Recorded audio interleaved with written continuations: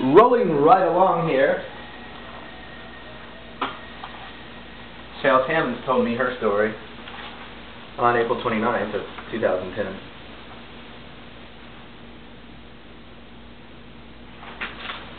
So, Mrs. Hammonds testified that she signs her signature in various ways. I asked her, did there come a time that you started signing your name in a different way? Answer, I do sign my name in a different way many times. Yes, sometimes in my personal business I actually spell my name out so it is readable. Imagine that. But more often, at work I don't. It is my initials because I sign a lot of documents. Are you a notary public? Yes. As a notary public, is there one of your signatures that you use more than you use the others? I would venture to say that more often than not, it is my initials at this point in time. Has it ever occurred to you that a person's signature is expected to be somewhat consistent, so that if an issue ever arises regarding the legitimacy of the signature, it can be compared with others? Answer, to be honest with you, no, it did not occur to me. And I said, how many different signatures do you use? Probably two. One, if I'm writing maybe a check. I may spell out my name a little bit more coherently, but more often than not, it is my initials. I said, why is it that you would spell your name out more coherently on a check? Answer, because I have been questioned on checks when I use my initials, so I'm a little more detailed when I sign a check now. My question, because you know that the check has legal significance, correct? And it might come into question later, right? Answer, because I've been questioned on it. Question, have you ever been questioned on any of the signatures that you have done while working at the law office of David J. Stern? Just on checks. Yes. So it never occurred to you that any of your signatures on any legal documents while at work might come into question? Answer, no. There's a truthful statement. Ever heard of that happening before? No. Have you had your deposition taken before? Yes. Alright, so, moving right along. How long have you worked for David J. Stern's office? Approximately 20 years. Okay. Let's see. I started the complaint. Testimony was that her signature is different than Shannon's, even though they look the same on the subject assignment. Okay.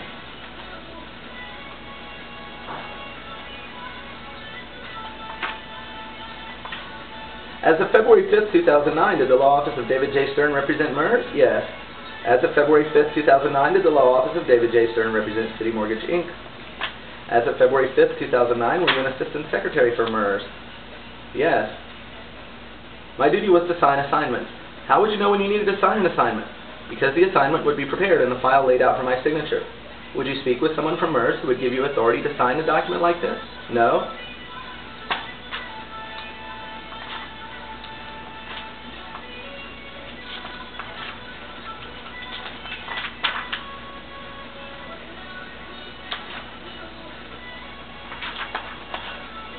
You see where it says foreign in consideration of the sum of $1 on the second line of that paragraph? Yes, I do. Did you pay that dollar or did you receive that dollar? I did not have anything to do with any money exchanging hands on these assignments. That's a critical answer. Okay, so when you executed this assignment, did you take any steps to determine whether or not this $1 had actually changed hands? No. Do you know of any information that would establish that the $1 did or did not change hands? No. Who would I ask to find that out? I have no idea.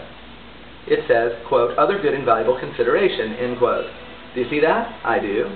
In executing this document for and on behalf of MERS, can you tell me what other good and valuable consideration there was that gave rise to this assignment? No, I cannot.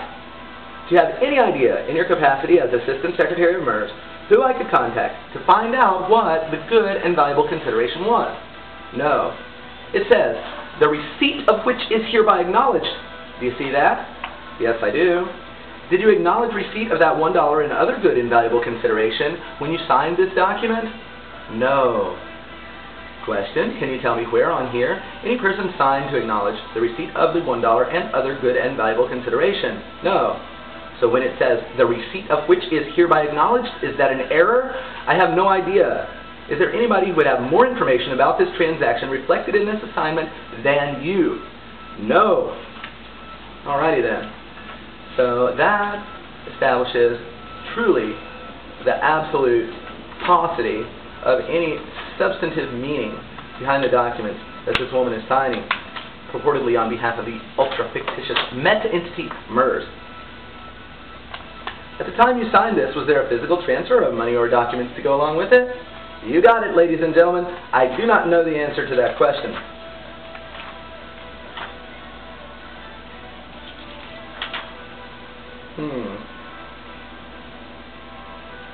Okay, but you're signing on behalf of MERS, and you are stating here that it is effective as of the 19th day of February 2008, that delightful practice of predating or post-dating assignments. Yes, correct. She's stating that it's effective by signing it on that date.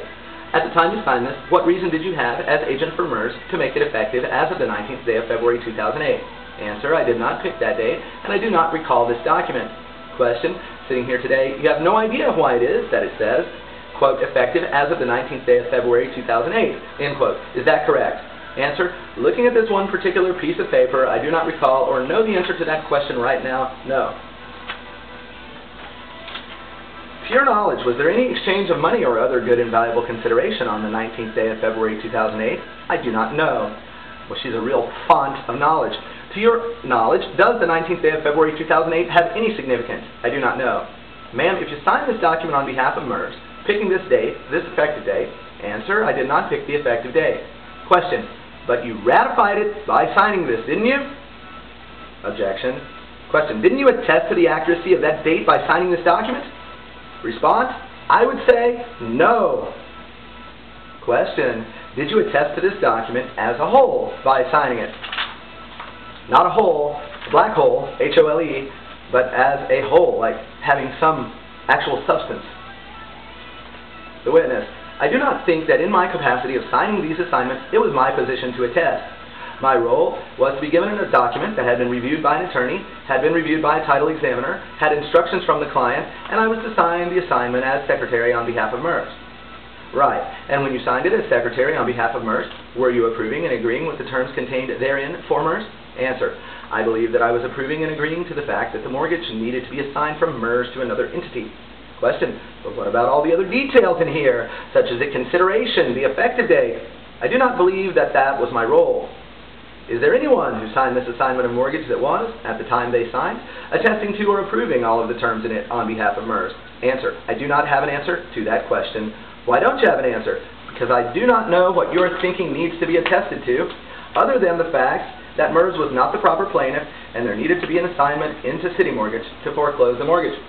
My response was, what I am thinking needs to be approved of or ratified is the terms that are written in this document. So, did anyone, to your knowledge, approve and agree with all of these terms on behalf of MERS in signing the document? Answer, I do not have an answer to the question.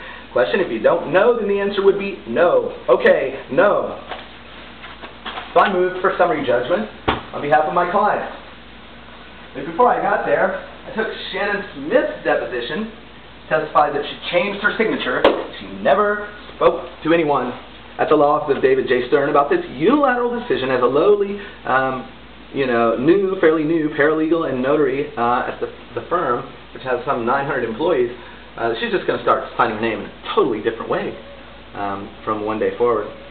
However, when I asked Miss Sammons whether she had ever spoken with, something I left out, when I asked Miss Smith, actually, I did not leave anything out, moving right along.